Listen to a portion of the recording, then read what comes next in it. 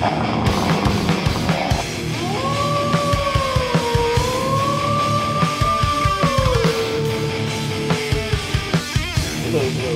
what is up? This is alertwolf here to bring you another manga review this time of Green Blood, Chapter 20. And, oh man, I am super excited to get another Green Blood. It's been like a week, 2 weeks since I've seen one, and you know, it's about time. That's all I gotta say. It's about time. You know, my Green Blood is few and far between. You know, but that being said, oh yeah, this one's called Resolution. You know, this one is good. This is really good. It's the wrap up to the war. And basically it starts out, you know, the two old men are talking, and he's like, what did you do? Why would you give my son a Gatling gun? Are you fucking nuts? and we see a little scene, a little panel of Kip firing like a madman. And again, Kip is drawn like the Joker. That's who he reminds me of. You know, he's not as cool as the Joker, but you can tell that's where the influence are, and he has a lot of crazy. The next panel or next page, they give you Kip shooting the gun and a history of the Gatling gun, which is pretty nice. I like that they tossed in, you know, the historical value of the Gatling gun, created by Dr. Gatling. You know, I didn't even know it was a Dr. Gatling. I didn't know that. You know, this is stuff I didn't know, and it's pretty cool. I mean, I knew of how popular the gun was, but I didn't know it was actually created by some guy named Dr. Gatling. You know, I had no idea. You know, so Kip is just like mowing down everybody, friend and foe alike. Cause you know Kip is crazy. Kip is not sane, and we get a couple of pages of that. Meanwhile, Brad is slightly dodging. He's taking 1 or 2 hits. But he's still there, man. The Grim Reaper is still on the battlefield.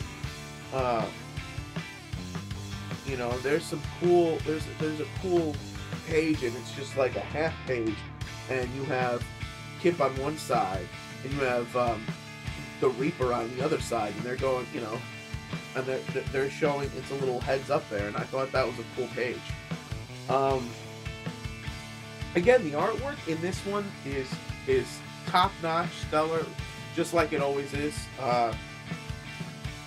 And then we get, you know, the old men are talking, and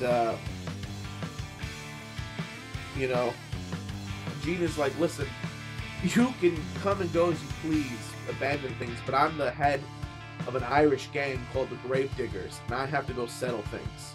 I don't have that luxury, because you know, basically Edward King is like, dude, what are you gonna do, you old decrepit bastard? And he's like, nah, fuck you, I'm going out there.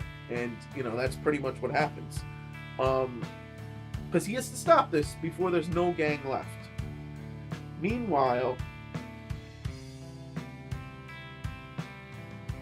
you know, we get a flashover, and there's Luke and Brad's chick, and they're like, my brother's alive, and she's like, your brother, you don't want to go near your brother right now. He'll look crazy.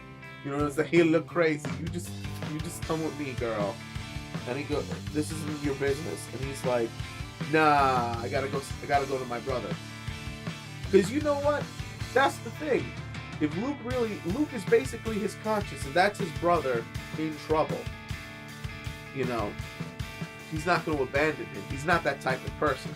So that, you know, and there you go.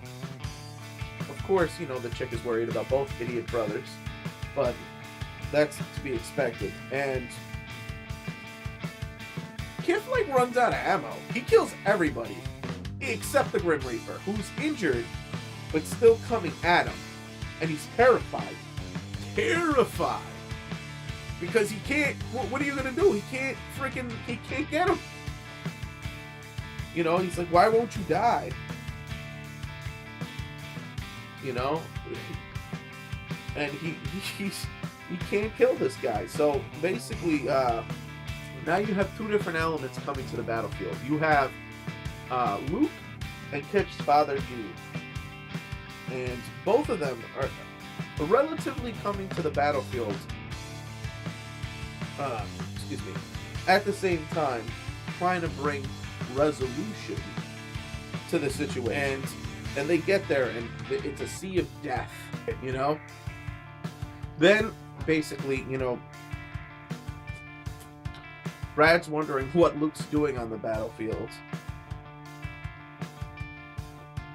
And basically, Kip is telling his father that he's fucking immortal, this guy. I've killed everybody else on the battlefield, and this guy is still alive, you know? So he's blown away by this. So then Gene cracks him one in the head for doing this. Knocks him out, almost kills him, but he's still twitching. And, you know, and Luke is trying to break through to his brother, but, you know, it's tough. Now, Gene warns him. He warns Luke, he's like, listen, you gotta go. You're not my target, but your brother has to die.